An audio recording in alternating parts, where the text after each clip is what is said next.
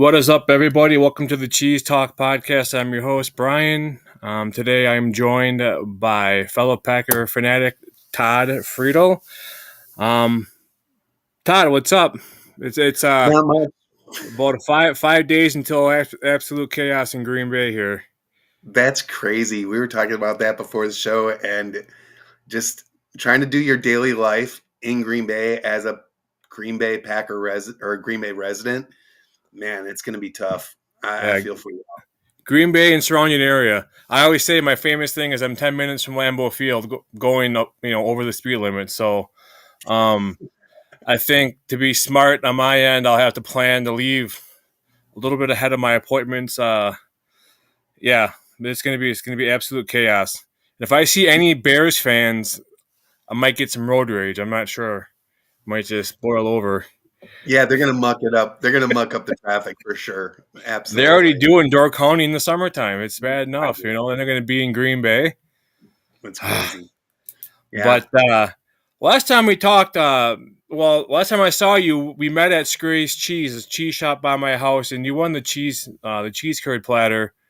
What were your thoughts on that array of cheese curds you won? So I sampled them all, but I sent a lot of them to my kids in Georgia.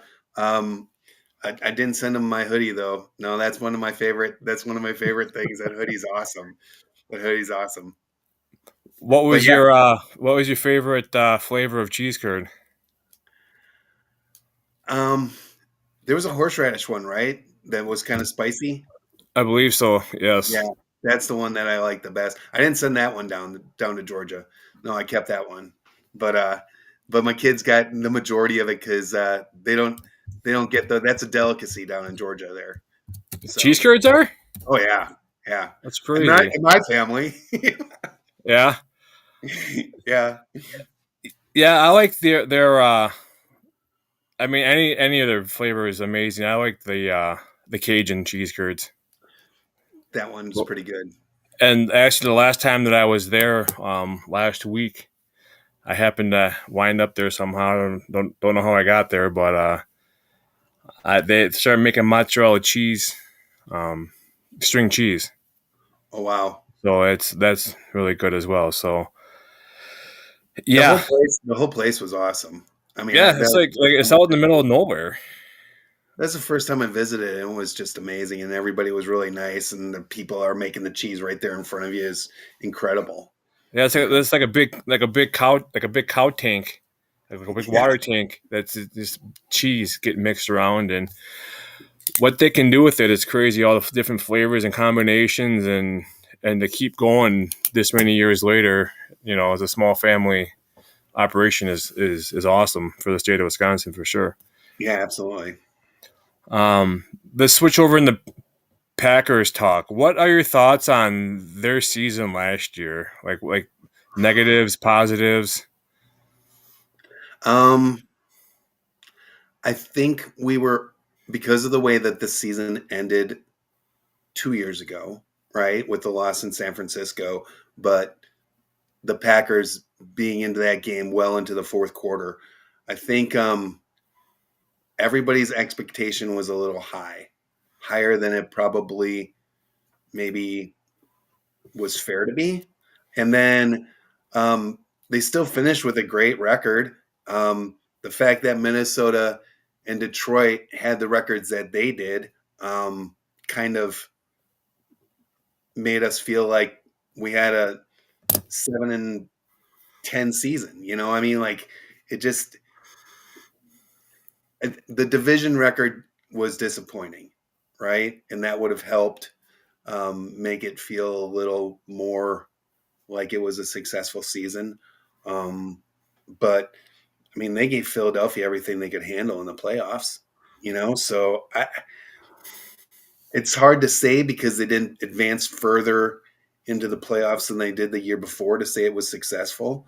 But I don't think it was unsuccessful. Um, the disappointing part was probably the division record and the wide receivers just like had hands of bricks. It felt like they had hands of bricks all year, at least at the biggest times. Right. My thing is like we give the Eagles out of all the teams they face in the playoffs, we give them the biggest competition. You know. Yeah, they were in that game. They were in the. Yeah. If they didn't lose their entire offensive line, who knows how it would have turned out? But I mean, like, yeah, they were in that game. It was. It's crazy on TikTok. I if people don't know me right now, I like to post stuff for humor. I don't. I mean, really mean a lot of what I say. I just well, except for against the Bears, but um, pretty soon it's going to be against the Bears and the Vikings because the way they're coming after. So I just post like random pictures of like that one of like an unsuccessful Lions coach, and then it had Campbell those doll pictures that they get made up by AI and everything. Yeah, They're like, oh, we beat you guys the last 2 years. I'm thinking the last 2 years. What about the other 35 years? You guys have been non-existent. Wow, you've had 2 good years. Congratulations. You yeah, know, and you can thank Matt Stafford for having the talent you have now. Because if they wouldn't have traded Matt Stafford, you wouldn't have gotten the overhaul and draft picks and who you have now. So it's just let you have your fun few years in the sun, and then you guys can go back and hide. yeah. I love that meme of the Lion King where Simba's like, "What's off in the dark shadows?" and he's like, "That's the Super Bowl, son. No lion's ever been there." That was that Yeah, was good. yeah, for sure. It's just crazy. Like, you've had like 1 or 2 good years, and all of a sudden here you are. It's kind of like Laker fans. They're all up in arms over their last couple of seasons with everything going on, and then all of a sudden they trade and get Luka Doncic, and all of a sudden like they're the next best thing since sliced bread. But in my eyes, that whole thing with the Lakers was the NBA. The viewership was down, and they needed to do something to bring that back up. And what what spot other than LA to do that in? You know what I'm saying? Yeah, I mean, if you get the Lakers versus the Celtics in a final, that ropes in everybody on each coast and everybody from the Bird Johnson era, Magic Johnson era. You Yeah, know, and if that happens too, the Celtics are going to annihilate the Lakers. It was not even going to be fair, I think so you know. too. Yeah, And like as far as the Mavericks go, seeing Anthony Davis walk off the court last night after giving it his all, he had 40 points. He hurt his right leg during the game. He kept on playing during the game, and they kept on panning to that Nico Harrison. I mean, how he is still a GM in Dallas is beyond me. You well, know? did you hear that? Did you hear about that fan that they told to Yeah, not say fire Nico every time he walked by? I think one of the games he got escorted out by security. That's unreal. You can't Well, even be. you can't speak your mind at a game if it's not being vulgar or not, threatening somebody. What's the big deal? Yeah, apparently those seats are like, he's a season ticket holder and they're like $1,000 a game. And Yeah, they're just gonna like, sorry, you can no longer be here. I'm like, good luck. yeah, and you got a GM making how many millions of dollars, and you can't take someone that's paying his money to say something that 99% of America is saying, Exactly. and the 1% that ain't saying that are the Lakers and the Laker fans. But eh, whatever. I just um uh yeah, I don't think the Lakers. I think if they do go up against the Celtics, I think the Celtics are just going to annihilate them. The Celtics are just too strong. Yeah, You know? yeah, and I think that they I think they allowed the season to come to them and they didn't overplay anybody and they tried to keep everybody healthy. They didn't care about the regular season record, with Cleveland. They didn't like, why are we going to chase that, you know? Right. So, yeah. Yeah. But back to the Packers. With draft week being next week, do you think the Packers will make any moves involving Jair Alexander, or do you think they're going to keep him and try to reconcile with whatever's going on between the organization and Jair? If there's even anything going on, I don't even know if there is, but you suspect something's going on because it's kind of like, why would this come up if nothing was going on? Well, I think just like Jack can be a polarizing figure amongst fans sometimes, right? And it's only because not because of his play, but because of his health, right? I think that's what makes him polarizing. But that also might be the same thing that makes him polarizing in the building.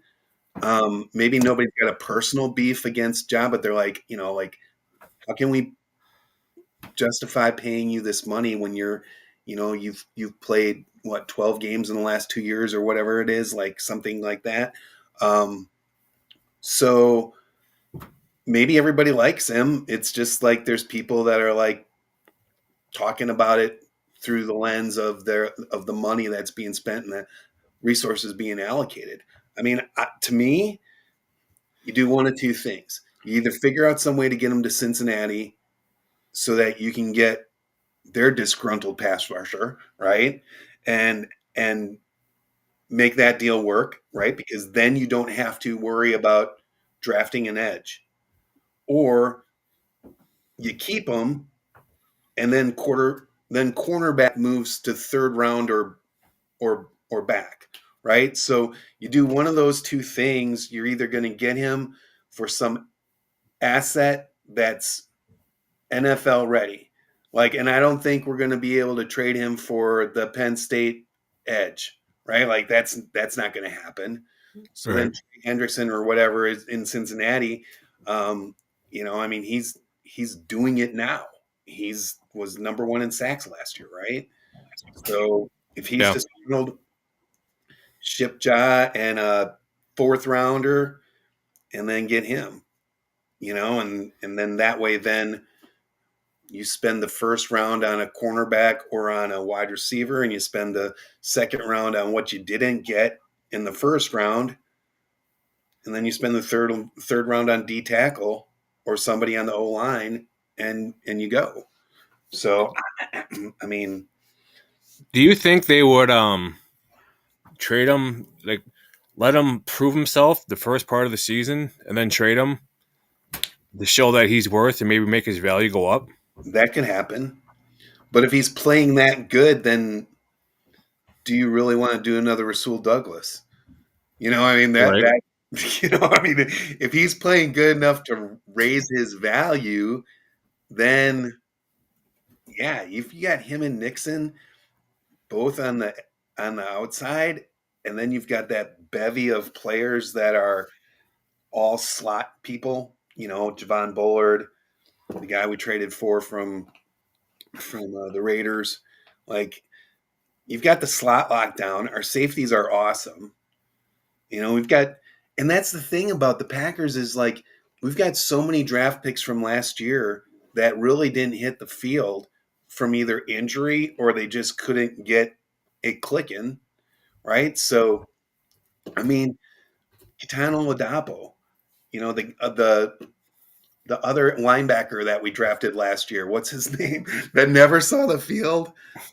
What's Cooper? no, not Cooper. Mosby? Hopper.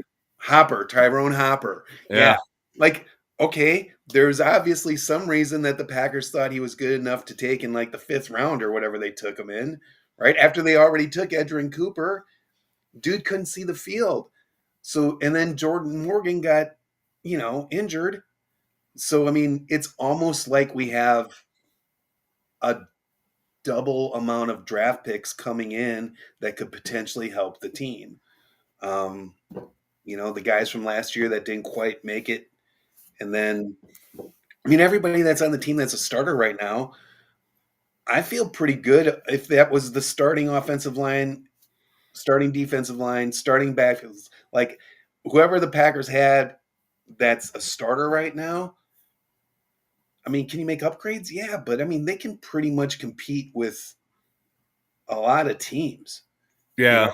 they're not going to go. One thing that stuck out to me is when I went to that preseason game last year against the Ravens, Hopper and Mosby played really well. Granted, it wasn't against like their starters, but it was against professional athletes. And how are you going to get better if you don't get playing time? You know what I'm saying? Right. That's why I'm saying like the whole Jair thing is we got that Nate Hobbs. We signed him in free agency from Oakland, or not from Las Vegas. And so what if we do keep Jair and we have Jair and Mosby or Jair and Hobbs on the outside at corner, and they're not going to throw it to Alexander, but they're going to throw it towards I keep on saying Mosby. They keep on throwing to Nate Hobbs, and what if that makes him better? You know what I'm saying? So if you avoid throwing it to Ja and then you throw it more towards Nate Hobbs, you're going to make him better in the long run. You know, and he's younger and he's probably cheaper than Jair, so maybe trade deadline you get a decent haul for Jair and you move on. Yeah, and everybody was, we think that cornerbacks are a liability, but it was still a top 10 defense last year, right? I Yeah, mean, it's still a top 10 defense, and we got no pressure on the quarterback, and it was still a top 10 defense. You know what I mean? And yeah. you let Jeff Halfley cook another year better with those players. I think they can figure out a way to use Kenny Clark better. I think that they can figure out a way to use Devontae Wyatt better. And then, our edge room, we just got to figure out a way. Maybe the answer is make Rashawn Gary a rotational player that only comes in on passing downs, right? Maybe he's spending too much of his energy playing all the downs, right? Because he's really good against the run. But maybe you figure out a way to get Brandon Cox, or you figure out a way, to get Mosley to be out there on first and second down, and then you bring Rashawn Gary in and just let him just freaking rip faces off and go after the quarterback. Rip faces off or just take it on a double team and free up a defender. You Yeah. know, but like I don't he's been. I like to find humor and stuff. People don't know me right now. I take shots at our own team to make humor, and I think I saw Rashawn Gary more last year on my TikTok For You page making TikToks for Quick Trip than I saw him on the field. So he's got to do something this next year. It's got to start questioning what's going on at Green Bay. That's my opinion. You're paying this guy all this money, who the year before was a monster, and you see this offseason training regimen that he goes through, and he's just he's in shorts and a cutoff in his Packer helmet and some gym out in out in Hades, and he's out there just being a monster, and he comes in the preseason or into the season and he's gone. Like, where is he? Granted, he was getting double teamed and there's some holds and everything, but you gotta show up. You gotta earn your money. Well, and I mean, you can say that about Devontae Wyatt too. He got Right? hurt though. He was having a good year and he got hurt. Yeah, but he still doesn't finish though. He gets close. I mean, he pushes people back into the quarterback and he does those things. But like, those aren't the things that pacify us as fans, right? What pacifies us as fans is the sack or the tackle for loss or whatever the case may be, as far as like on the defense making a splash play. And so, I don't know, Kenny Clark could have been eating up 3, 4, 5 blocks on a pass. But if you can't make the other people free to go and get the quarterback, then what's it doing? Yeah, I mean, McKinney last year, and who was the other corner? Is McKinney? He had a couple quarterback sacks when he came up to the line and came off the edge. That he was there like immediately. That's the kind of pass rush you need.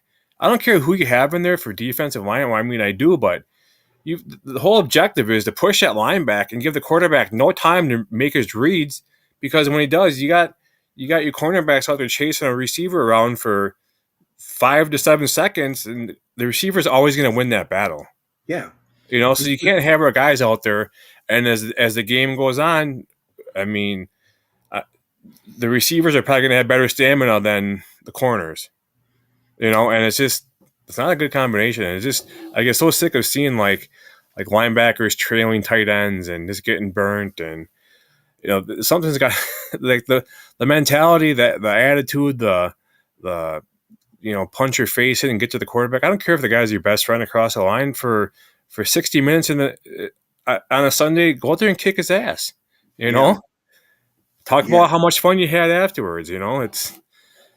You see a lot of it. I don't know. It's infuriating to see, like, you can't get pressure to the quarterback, it's surprising we had a top 10 defense because if you can't get any pressure to the quarterback, the quicker you get to the quarterback, the more prone he is to throwing interceptions and getting turnovers.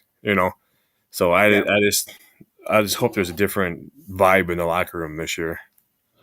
Well, I think, the expectation was that Halfley was going to come in and we're going to play all this man defense, and then we didn't, and I think the way moving forward that I'm seeing it is, especially with bringing in Nate Hobbs from Vegas and Javon Bullard and Nixon, like all of them can play the slot, right?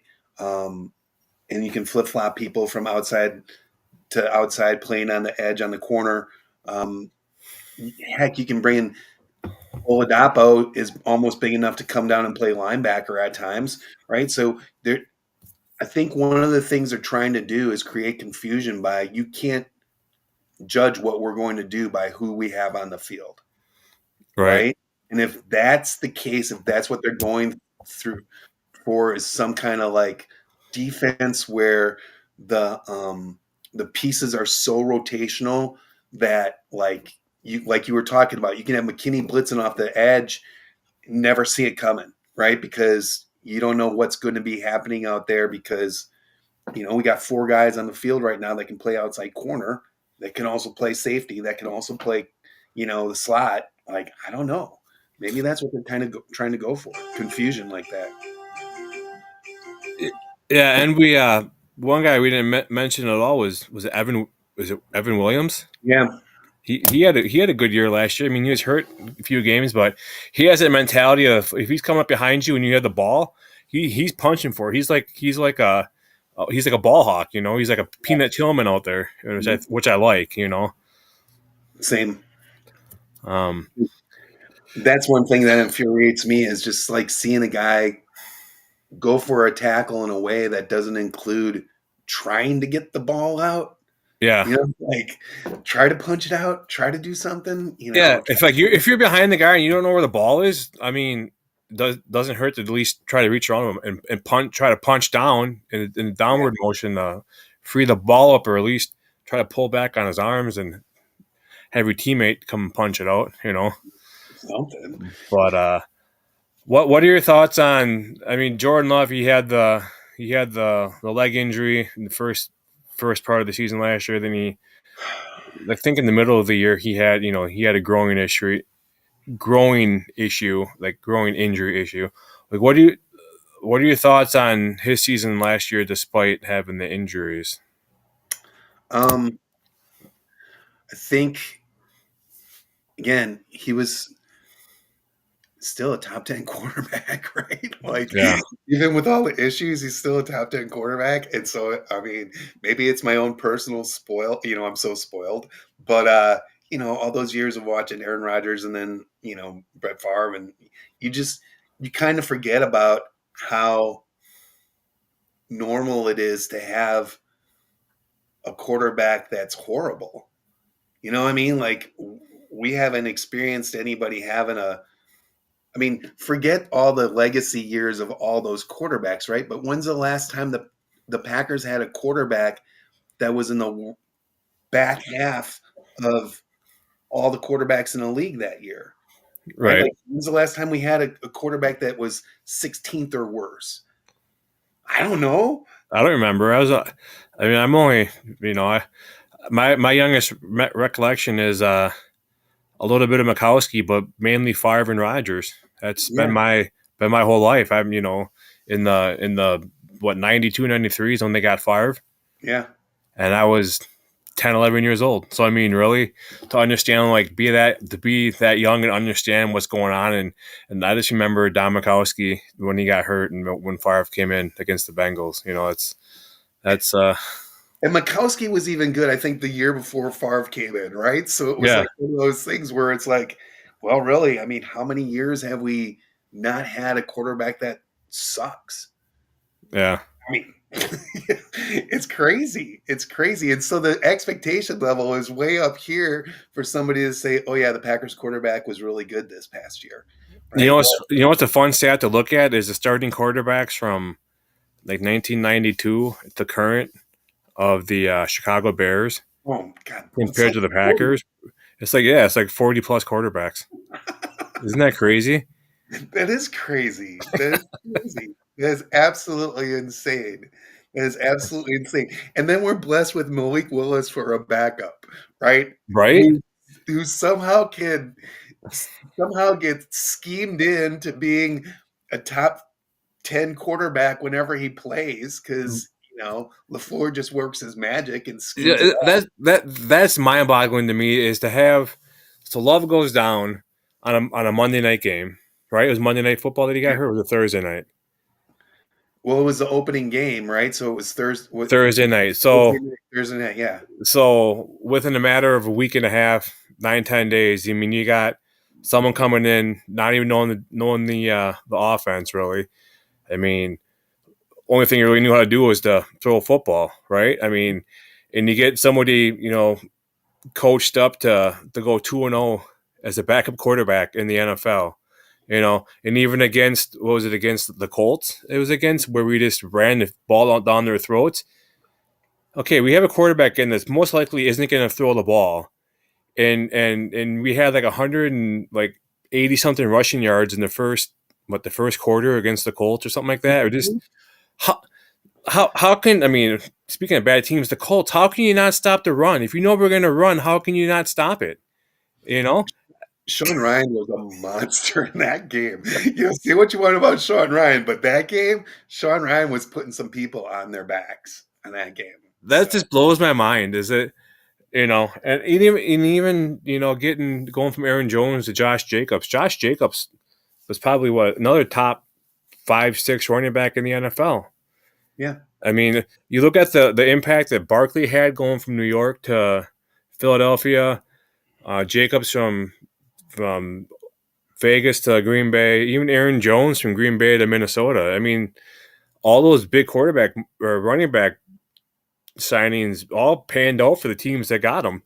And yeah, then you look at the Giants. The Giants they just didn't. I mean, they didn't retain Barkley and ended up not even probably trying to retain Xavier McKinney. And look what McKinney did for us yeah. last year as a first year starter. As a his first year as a Packer. It's just that organization is just a dumpster fire. Then they signed Jameis Winston and Russ Wilson. I mean, what pick one or the other. Yeah. You have these major egos in New York, and it's just going to be nothing but a nightmare for the Giants, I think. The thing that bothers me the most about teams, just overall teams making these horrible decisions, is a lot of times due to the market that they're in. Um, Anybody in the national media that just puts it out there, they're not necessarily chastised the way that they should be for making these dumb moves. But the minute Gutekunst goes ahead and doesn't draft somebody as a wide receiver one again this year, right, in the first round, the national media is just going to be calling for his job because he didn't bring a number one receiver to Green Bay. You know what I mean? Like I just These guys that can pull up all these stats from every Packers draft, they can go and they can highlight some of the top receivers we've ever had in the last 15, 20 years. Well, even go back as far as Brett Favre. You've had, Jordy or Javon Walker. You've had Donald Driver. You've had Greg Jennings. You've had James Jones. You've had, I mean, Devontae Adams. None of those guys are number one receivers or first round receivers. So I don't see what they're getting at when they're trying to prove a point. Well, okay, cool. We're doing so good with our second round and beyond receivers that we don't need to draft one first round because we're always drafting like in the top in between rounds 22 or 20 to 30. We're yeah. never drafting at the beginning of the draft ever, really, that I can remember. I mean, it's been a while, but Clay Matthews, number 5. I think that was yeah, the last time we drafted in the top 10. yeah. And how long And ago was that? God, 15, 20 years ago. yeah, yeah. you know, and in the one draft we got was it BJ Raji and was it Matthew? Who did we get in the same round? I think that was it. I think it was Yeah, BJ and Matthews. And then we took Deshaun Gary 12 when we had that when Holmgren got fired, right? Or yeah, not, but freaking McCarthy got fired. yeah. But other than that, we're usually drafting like in the later part of the draft. So I mean, it's I Yeah. don't know. Packers always seem to be good drafting diamonds in the rough. You know. Yeah, and I mean, it takes a while to get caught up on the NFL game, right? So, even Edgerrin Cooper, as good as he was at the end of the year, wasn't on the field the first half of the year, right? And so they brought him along slowly, waited until it clicked. He got injured, and then it was something. He was injured for like a game or two, and something during the time that he was injured, because he came back like a house on fire, Yeah. you know, like after the injury. So something kind of clicked for him, or maybe the game slowed down a little bit, like they say, or whatever. But yeah, you don't just come out of come out of college and start playing in the NFL at the level of being, even all pro or whatever Pro Bowl. Like you're not gonna. That's what I mean. It's like people expect. I mean, on fans from every base, every sport, people expect people to come out of college and just be a stud immediately. You Yeah, know, and you got to think these athletes, their first year, they got so much riding on them that they feel like they let themselves down, and then they lose confidence. And it takes a lot. It takes the right locker room, the right coaching staff to help a player keep his confidence up to progress him to be the player that they know he can be.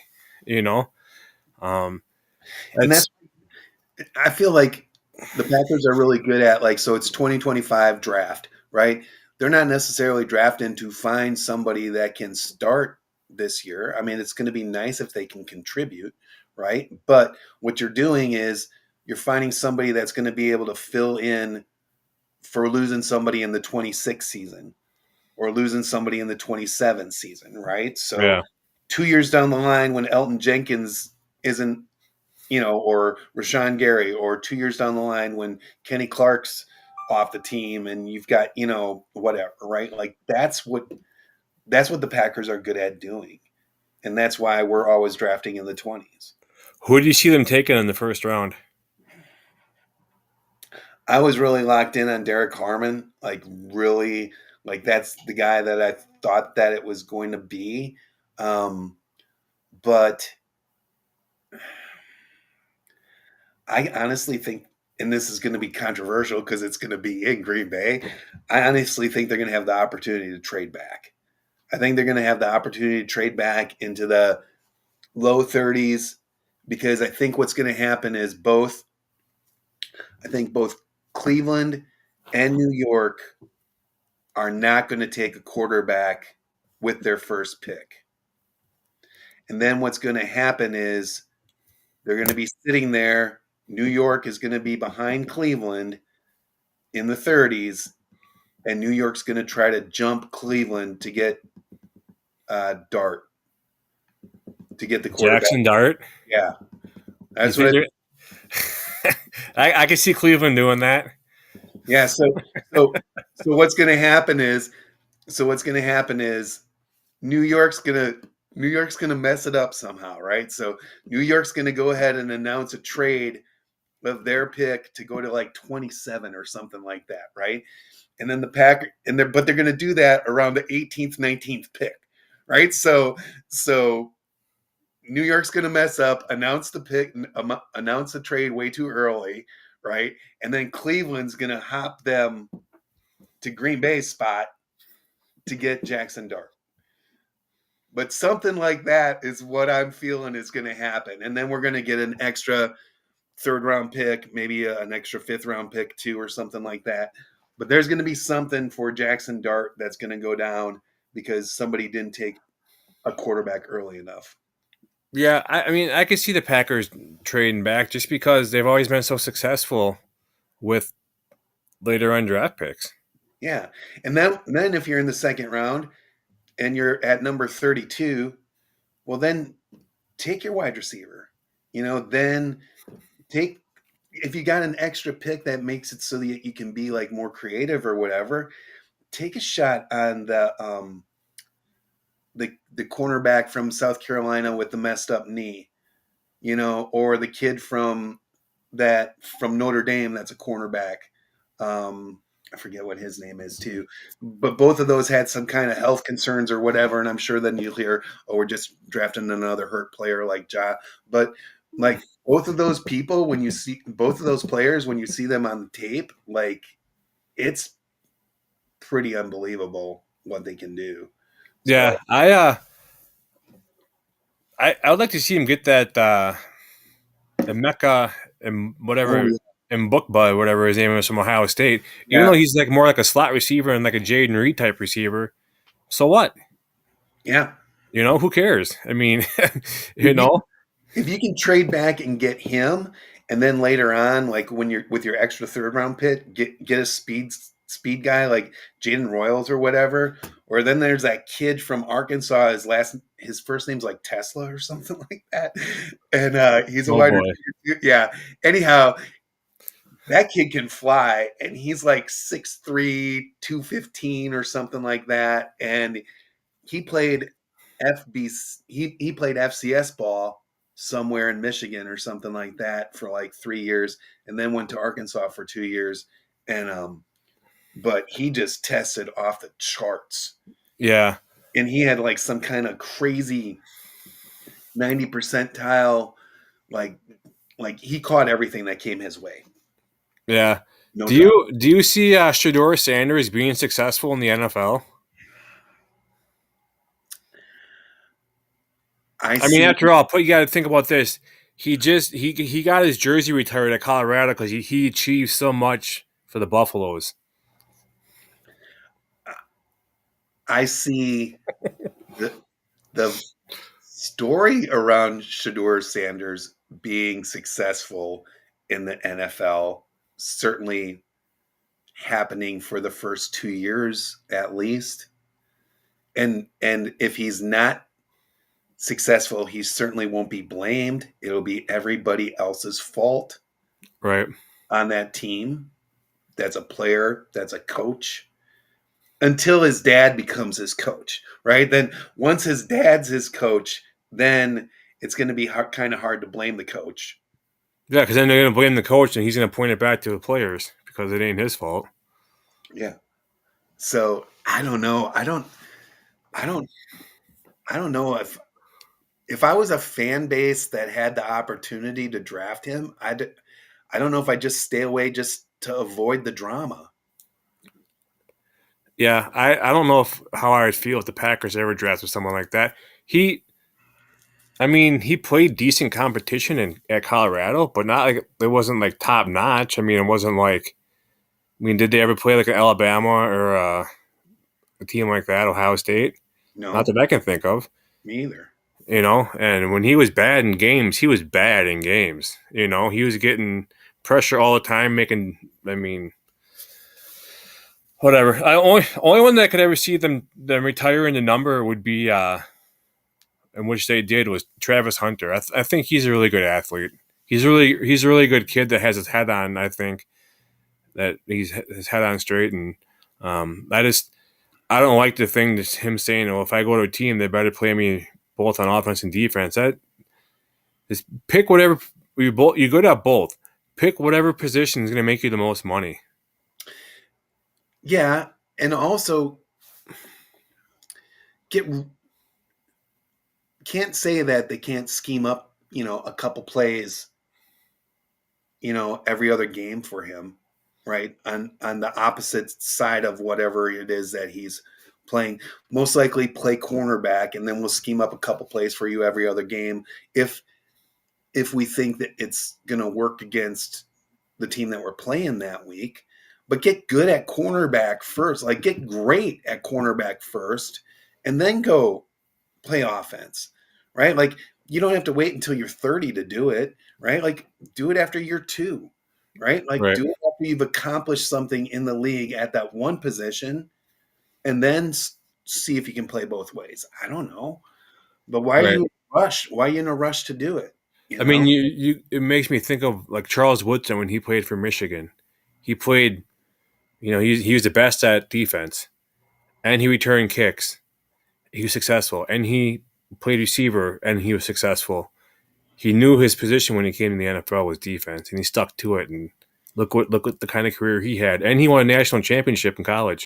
Yeah. So I mean, for someone to come in that's again hell of an athlete, great athlete, but he, I mean, what did he really prove at Colorado? In my eyes, I don't think I mean, he did some great things, but it wasn't against it. Where did it get them? They didn't win a national championship. They didn't, he won Yeah. a Heisman, but you know, Yeah. so what? Exactly. As we sit here polishing our Heismans that we have. Yeah, it's yeah. Hey, I have plenty of Heisman's in EA Sports. There you go. There you He go. can't take that away from me. I don't know. There's just a lot of these guys. I mean, you got to think about him and the toll it's going to take on his body. I mean, you got the mini camps, you got the practices, you got you know competition. I mean, the hits you're going to take on offense, the hits you're going to take on defense are a lot different in the NFL than what they are in college. Yeah. And if it's going to be wear and tear in your body, and I just don't think he's prepared for it. Right. And you haven't stopped working out this year. Like when the season ended for football for these athletes, they started training for the the pro days. They started training for all the things, right? They didn't lighten up any. In fact, that they probably hit it even harder in training, trying to get their numbers on their RAS score as high as possible. What do you think, Shador Sanders? The what's the test? The Wonderlic test. What do you think he scored on that? No idea. Like a four? No. I mean, he had his pro day, and I saw these clips. The only clips I saw from his pro day were him throwing behind the back passes to someone trailing him. It's like, ooh, good for Yeah. whatever. He has a good arm and he can run, so maybe he can be like the Timu version of like Cordell Stewart. Maybe, maybe, but like it's unless you have the humility to work on like I mean, I've never been a pro anything, right? But I mean, like you've still got to get you've still got to get to the place where you put in the work to continually improve, right? And the only way that you do that after you've had your number retired or after you've won the Heisman or after you've, had these accolades is have humility. And do Yeah. you really see that with that family? What got you? I mean, as far as like Travis Hunter, do what got you to where you are now. I mean, granted, I mean he was more in my eyes defense than offense, and I think when you go to offense, if he wants to be a receiver, I think he's going to be overshadowed by other talent. But if you can become an elite shutdown corner, that's huge. And Right. I think you stick to one thing and you craft it. The more you craft the one thing, the more you're going to get paid. I mean, if you want to be in and out of the league in 6-7 years, try playing both offense and defense. I think he should craft being a corner, and then do like special packages, like wildcat formations with him at quarterback or like a running back in the wildcat formation, and maybe a receiver here and there, but not like full time receiver. In my eyes, that's just stupid. And what's really stupid is me talking about something that doesn't even involve the Packers. But it's just some of these athletes nowadays. It just blows my mind. This what they've been like trained to think, and what they do is just crazy. Well, they're getting paid now.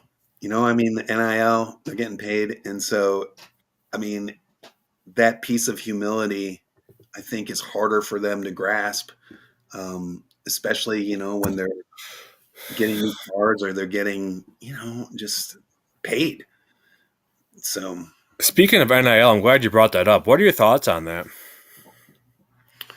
um, I think there should be a.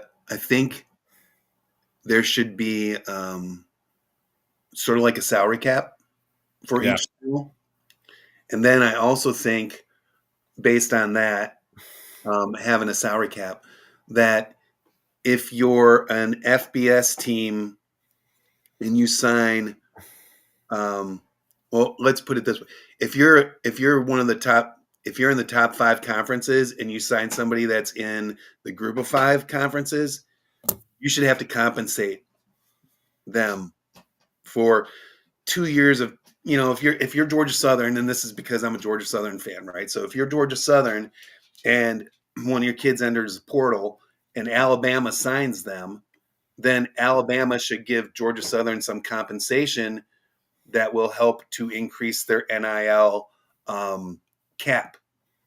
So if everybody's set at a same, I'm just making up a number, $5 million cap, right? And Georgia Southern loses a player to Alabama, and Alabama's agreed to give this kid, I don't know, $50,000 or whatever. Boom, he gets the $50,000, and Georgia Southern gets 50 grand to add to their cap uh, for NIL, so that they can go out and get another player. Same I thing, yeah. same thing in FBS. So if you're an FBS team and you're taking somebody from FCS, then you have to compensate them. I think I agree there should be a cap depending on what FBS, FCS, whatever, if you're like high revenue college, I mean, in the FBS is the high revenue college. Right? I mean, you got the Alabamas and the Michigans, and I think there's got to be a cap. There has to be a salary cap. No way.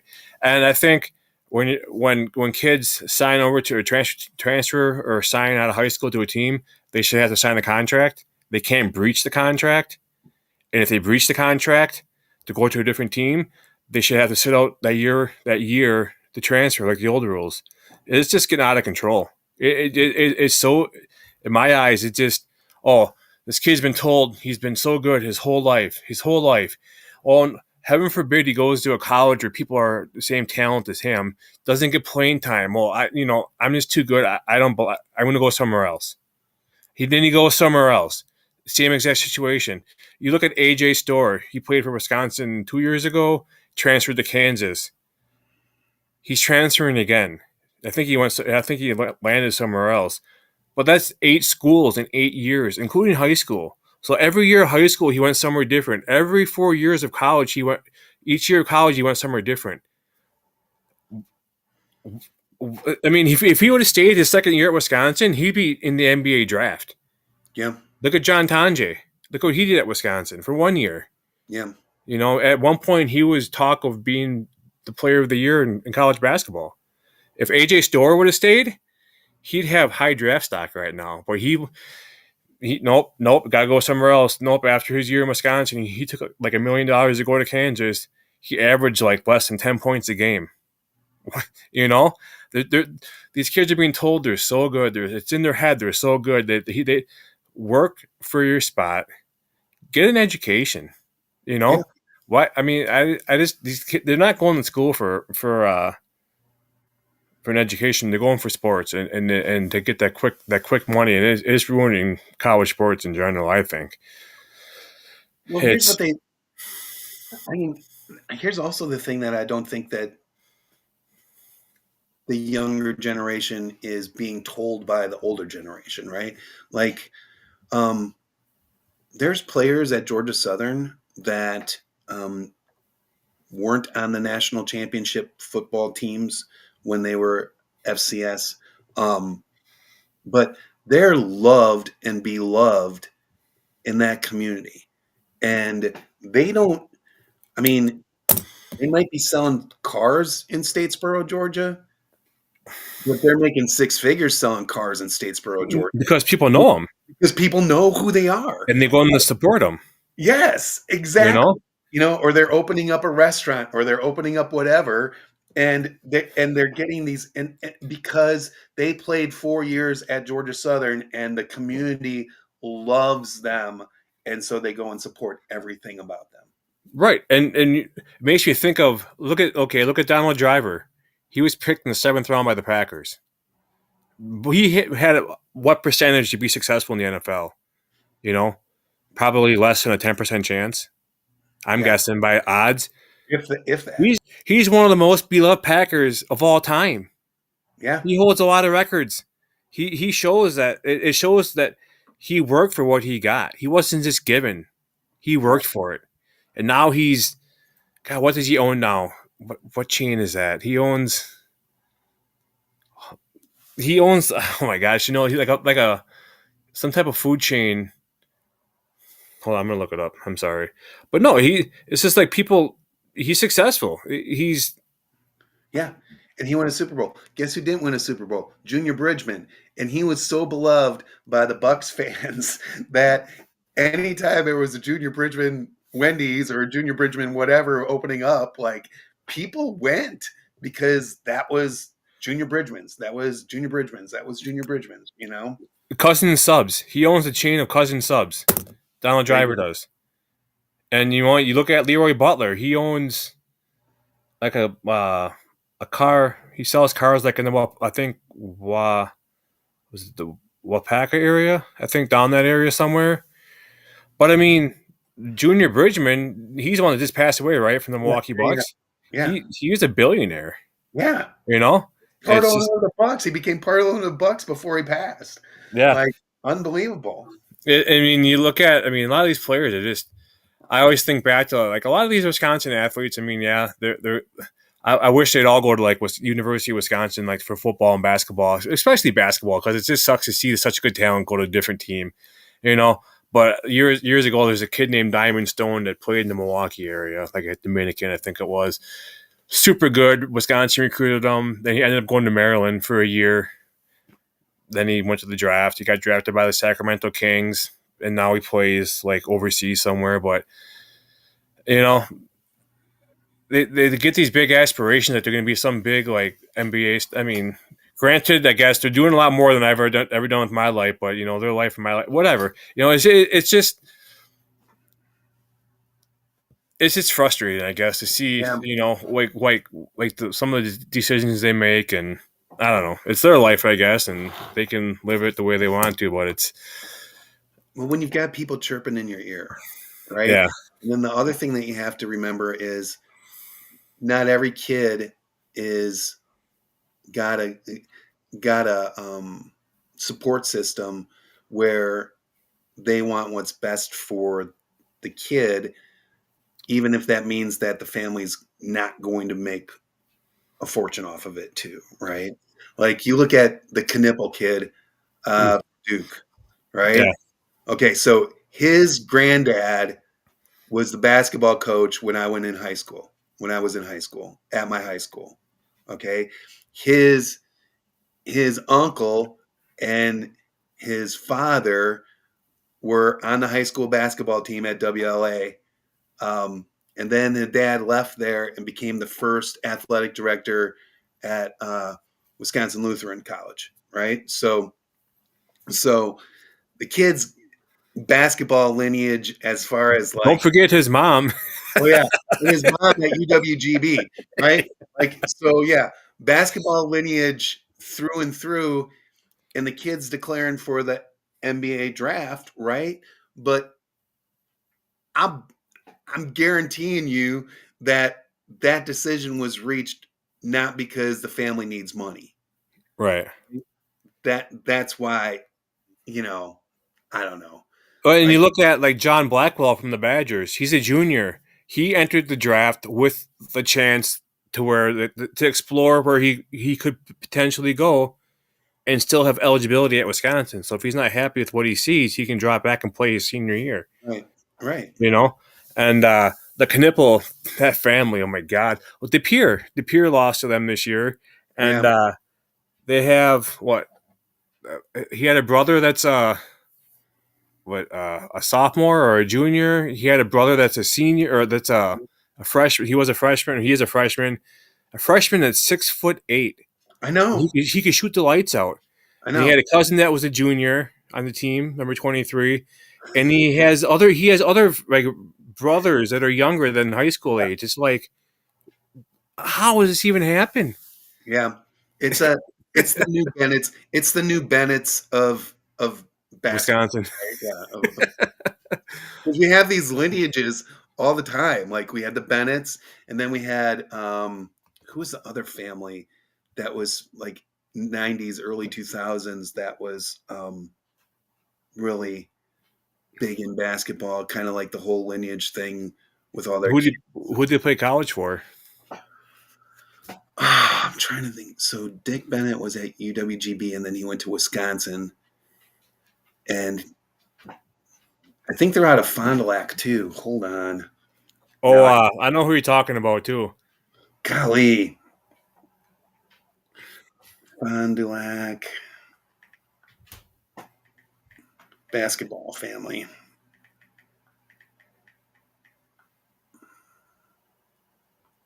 The Deaners. Yeah, Dieners. Yeah, You know, he was lights out at Marquette, wasn't he? Was it Travis Diener? yeah. Same thing. Dad was the basketball coach. Brothers were all great. You know, the whole thing. So, yeah, that whole Wisconsin seems to have those basketball lineage families that just, you know, they end up getting cousins and grandkids and But I'm happy to see him go. You know, it's I think out of all the ones that you see go one and done, him like him and Cooper Flag, I mean they're at Duke University. I mean one of the best prestige basketball programs in the nation, and for what they did as freshmen, as 17 or as 18, 19-year olds, I mean good for them. You know, yeah, just go and live out your dream because you guys can get that paycheck at the next level and probably last in the league for a while. yeah. And You then, know, and then you got to look at the skill sets that each one of them has, and then compare that to everybody else that's coming out in the draft, right? And if they yep, don't have, I mean, both of them has such good 3-pointers, right? yeah, Like, both of them have such good. Did you see them? Did you see the video of them playing the swish game? no, Okay, so they stand at the 3-point line in the corner, and they only count the ones they make that are swish. That are if they touch rim, that and even if doesn't it goes count, in, it doesn't count, right? right? And so yeah, they're playing this, and they're both like 11, 12, 13. Like they just keep going back and forth doing the swish. I'm like, oh my god, Yeah, that's crazy. insane, insane. Let's switch it over to the Bucks. The Milwaukee Bucks. The Bucks. What do you think Doc Rivers was the cure, and why do you think they got rid of Adrian Griffin too soon? On that note, do you think they got rid of Mike Boot? Do you think they got rid of Coach Bud too early too? I don't. I just think that the next they got rid of Coach Bud. Okay, I understand why they did it. I guess they wanted to change things up. Everybody's in the locker room. It's the same blah blah blah because you've heard the same voice for the last 5 years or whatever. Okay, I get it. No, I think what they needed to do is hire a different coach both times, right? Like both times they hired a coach, and I think Giannis might have had maybe not too much to say for it, but the coaching decision of who the coach was going to be um, was trying to maximize the window that they had with Giannis because they're scared to death to lose Giannis, right? And what they should have done, in my opinion, wait, let me go back. And both of those coaching decisions came with personnel decisions based upon their coaching on the way that they coach, right? And so we need veterans. We need veterans. We need veterans. We need to trade away every asset that we have until 2032 to try to get players that are in their late 20s or in their early 30s or in Dame's case, mid 30s, because we've got to maximize this window. And oh, by the way, Doc only likes to coach the veterans, right? So that's what they say. That's what they've been saying. But the best team the Bucks have had on the court, in my opinion, is when they're playing the young guys with Giannis. Yeah, When they've got when they've got the young guys out there, and I mean, if Sims had gotten hurt, I think he might be taking more minutes from Brook in the playoffs than what he's going to because he got hurt. But I mean, I love that kind of lineup with the young guards, and then you got Giannis, and I mean, bring Kuzman off the bench. You know what I mean? Like, bring Kuzman off the Yeah. bench and just play the young kids and let them just go out there and be athletic and ball. Yeah. I think after the whole trade deadline, I was kind of skeptical on how it would work out. I thought the Bucks didn't really do that well. Um, One thing I got to think about too is we were out without Bobby Portis for 25 games. But I think going forward, the Bucks. I mean, obviously they need to keep Giannis. That's obvious, but they've got to keep. I think Jericho Sims. They got to keep Kevin Porter Jr. and they got to Yep. keep Gary Trent Jr. Yes. and Keep all and the and uh, Bobby Portis Jr. too. Keep all the and Derry Bird. yeah. Derry Bird, I love AJ. Yeah, Like that's I great. mean those 5-6 guys they got to keep. They've got to they've got to find a way to make it work. And It's Rollins is good too. Like yeah, I mean, they've got some. They're not old anymore. You know what I mean? Like they don't have to be old anymore. If they get rid of Brook and they get rid of Dame next year, and then keep Kuzma to come off the bench as their six or whatever, play the young kids. Play them. Play them. Play them. Play them. They might not have finished as the fifth seed this year. They might have been in the play in, but they would have been way more athletic. And they just got torched by the Pacers. yeah. You know? That's the one thing too about basketball is a bunch of 3-point merchants. Yeah. They're like teams are afraid to play down low. And play in the paint and even when teams against the Bucks play in the paint, they always seem to have Brook Lopez is like 13 foot tall, and you have a 4 foot guard come in there and just how can you run laps around someone 3 times? I don't get Brook Lopez.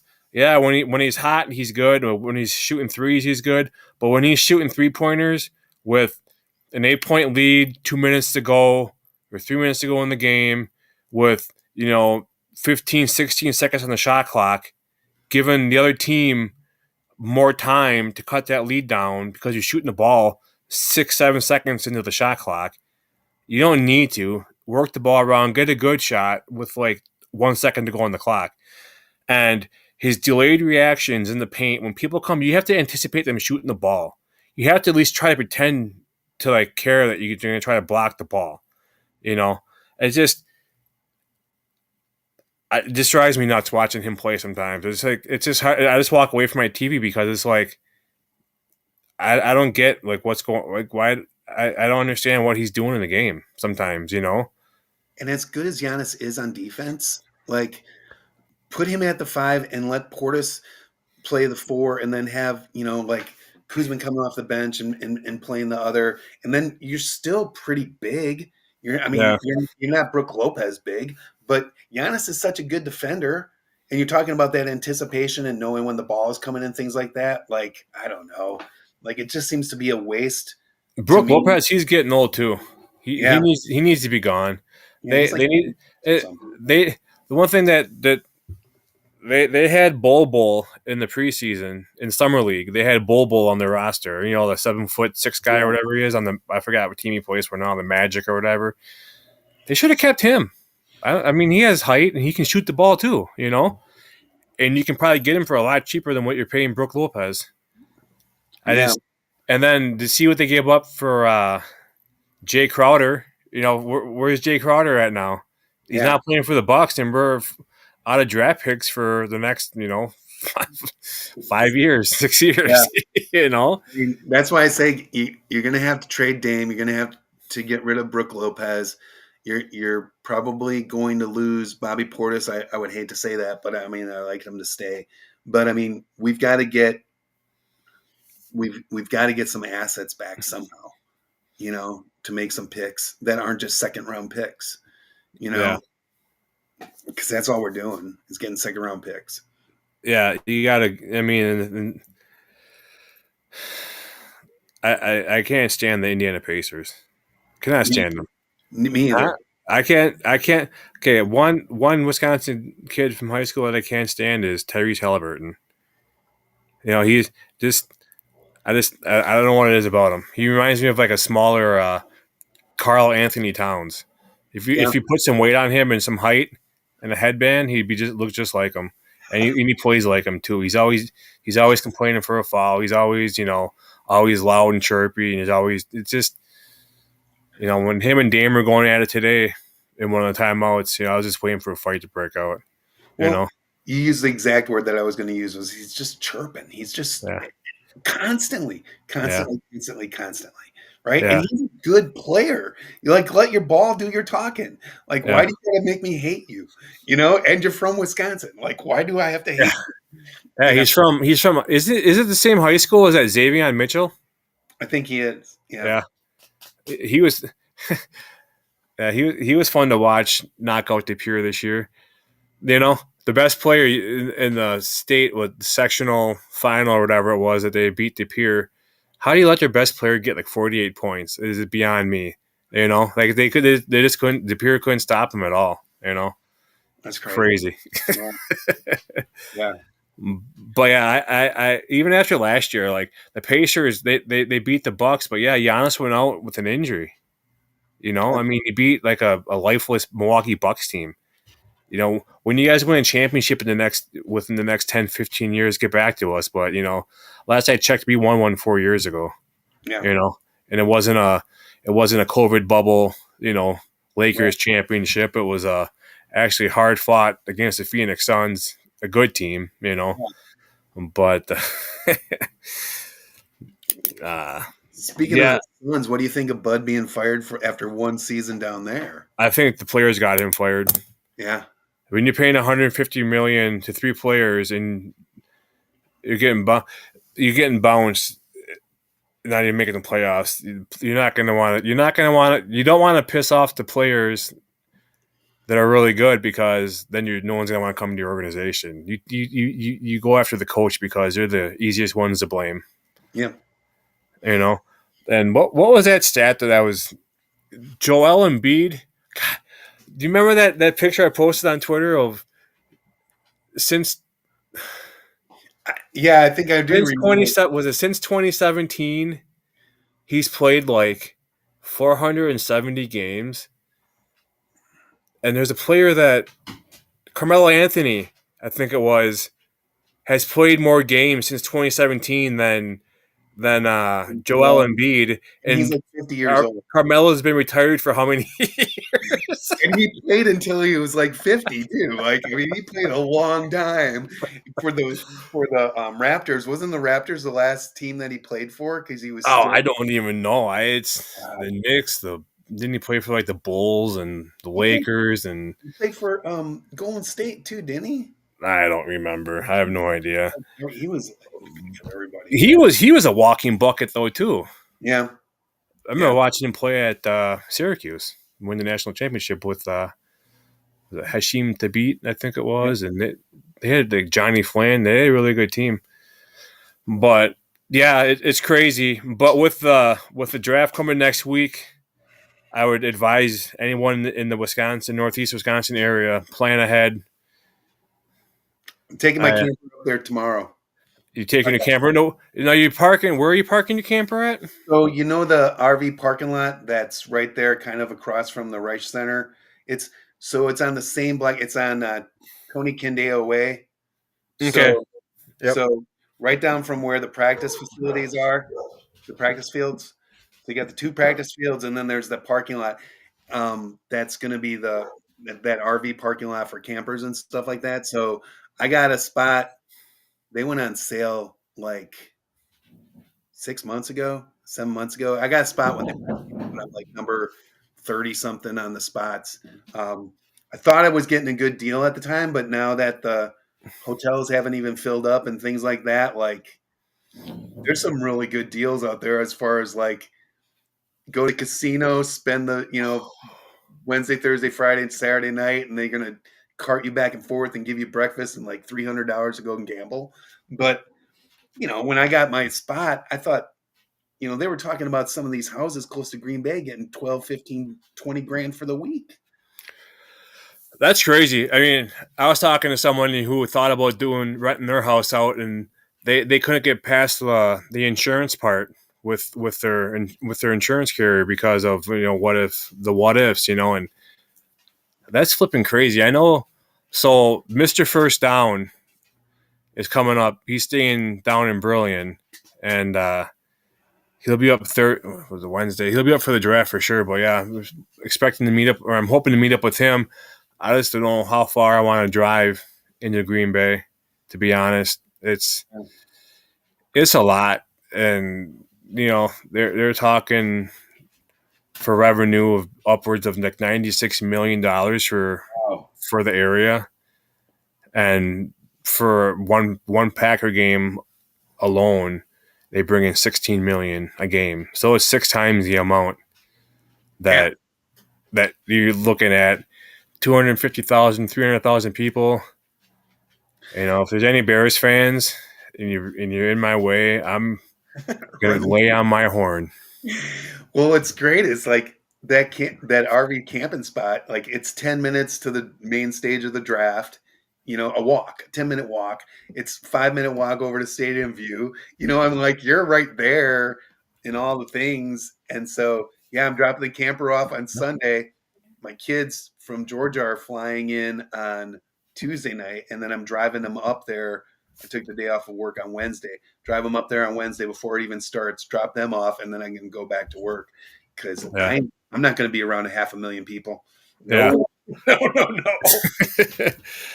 yeah. It's crazy. Yeah, it's like it'd be nice to meet up with the people and everything, but I just don't know how close to the draft I want to do it because I don't even know. I have to look at the maps. They update like maps every like the closures and this and that like Yeah, every day. There's like a new phase of the draft taking part and or taking effect and I got the one that I got right now.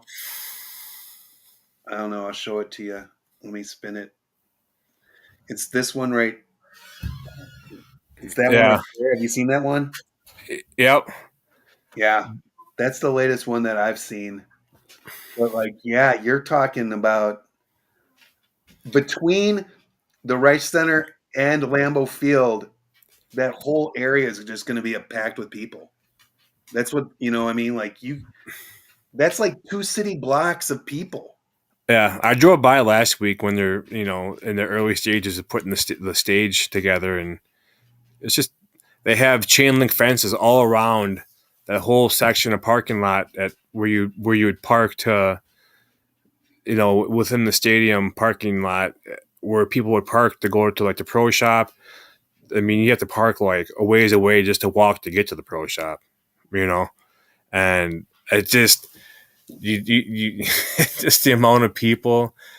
It's like people in when you grocery shop and they're in the middle. You're walking behind them, and then they stop and they're looking right in the middle. Where excuse me, just move. You have to heck, I have to break out my book of wrestling moves when I see people in Bears gear.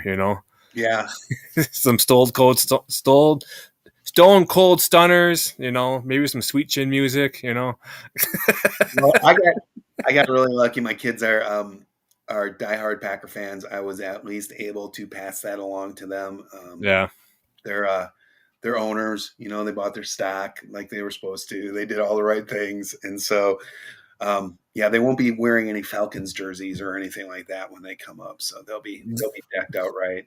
yeah. My kids will be in school. It's a good spot for them. But yeah, it's gonna be crazy. I'm excited though to see like what the Packers what way they're going. I know with losing um I almost said not Runyon, but Josh Myers.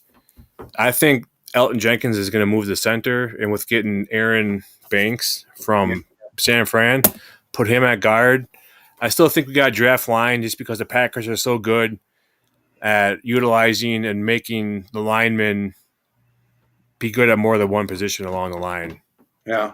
There's So they come a dime a dozen. that kid who was I think his last name is Kennard. He was Boston College's center Yeah, last year, but he also played both guard positions. Getting him like in the fifth or sixth round, seems like a very Packery thing to do. Guy can play three positions or whatever. Yeah, if you have the staff that can develop these kids, and you're confident in what your staff can do, and you draft them, I mean, look at COVID year when all those guys are out on the line, and Aaron Rodgers was throwing balls to, you know, I don't know, fifth, sixth, seventh string receivers, and we beat. I forgot who we played, but they're playing shuffling linemen all around the place. You know what I'm saying? Yeah. It's You just got to have confidence and creativity and good coaching staff to make stuff like that happen. You know? And Jordan Morgan didn't play last year on offensive line, and I thought Jacob Monk was going to push Myers for the starting job at center, and he's still on the team, right? Like, I Yeah. mean, there's still talent there, and then you add another piece to that rotation. I mean, who knows? Maybe Jordan Morgan beats out Sean Ryan at guard, right? And then Ryan becomes a swing guard, or whatever. Like, Yeah, it's good to be fun. It's always fun. You're going in the draft thinking, the what ifs, and you want to draft certain guys because you think they're going to fit their team. They draft someone that you don't expect, and you're all mad. And the next thing you know, the guy that you're all mad about them drafting is actually being a stud for them. And it's like, okay, well, maybe that's why this I'm is why sitting. I'm sitting in this chair right Maybe here. that's why I'm sitting in my basement, But and that's the thing too. A lot of these fans that just talk this nonsense. It's like they play Madden. It's like they play Madden with the salary cap off. You Yeah. know, yeah. Let's do the settings. Quick turn off salary cap so I can keep the best players all the time. It's not how it works. Yeah. So yeah, we will see. I'll work to get you back on after the draft sometime to get your thoughts. Let you process what the Packers have done. Maybe we can meet up get some cheese curds one of these days, and you can actually keep a bag for yourself. There you go. And yeah, we'll have to do another episode after the draft, and like I said, we'll digest and what the Packers did and what happened around the league, and give our thoughts on what we think we might see during the season. Before I let you go, what are your thoughts on getting Mecole Hardman? I forgot to bring him up. I mean, it's interesting to me, but again, like, who's he going to take playing time from, right? Like, who's he going to take playing time from, and how much is he going to be involved in the rotation and all that stuff? Like, I think what they're planning on doing is just what I'm thinking. I'm just a 42-year-old cheesehead, but I think they're gonna have him returning kicks, returning punts, and they're gonna probably try to save Keyshawn Nixon, Jaden Reed from wear and tear on them. I think they're gonna use him for his veteran leadership. He's been in locker rooms that have won titles. He knows, what I'm saying. Yeah. I just think, and he could be that surprise gadget receiver. He has speed. He does have speed, but the thing is that, like, is it scary enough speed that it's going to be Christian Watson speed to open up the plays? You know what I mean? Like, and so if it's not that, then does he run routes better than Devontae Wicks? Well, maybe his hands are better, but I'm sure he doesn't run routes better. You know what I mean? I trust in Goody. I think he did it for a reason. I think everything you mentioned is a possibility, and maybe bring him in. He's had the experience with some of the best, Kermit the Frog's Mahomes, and maybe he can go head to head against some of these receivers in training camp and make them better. Yeah. You know what I'm saying? Maybe come in to be like kind of like, not like educate them, but like just to help them. Yeah. With their technique, Yeah, that's true. I mean, that's why everybody thought that getting Devontae Adams back would have been a thing, right? Hardman's cheaper. Yeah, Hardman. Absolutely. But Devontae, I'm glad he's going back to California to finish out his career. Yeah. You know, he got pulled into the Aaron Rodgers drama in New York, and Yeah. um, he's back where it all started for him, and I'm glad he was a good Packer. He was a good player. I rooted for him when he was in Oakland and or Vegas and with the Jets. But no, I'm glad that he's back. Yeah. I'm happy for him too. Plus he's got a Taco Bell in his house. So Yeah, he has like multiple houses with Taco Bell in them. That's they just got to bring back that retro menu and it'll be all good. there you go. Bring back the retro menu and the retro seating interior design that they used to have in those Oh Taco my Bell. god, it reminded me of like refried beans that by brown tan color. Yeah. I Oh, hated that. Like when all these restaurants, like even like McDonald's, they used to be like now they're all like slate black and look like a prison. yeah. Yeah. But they have good fries. They do. They do.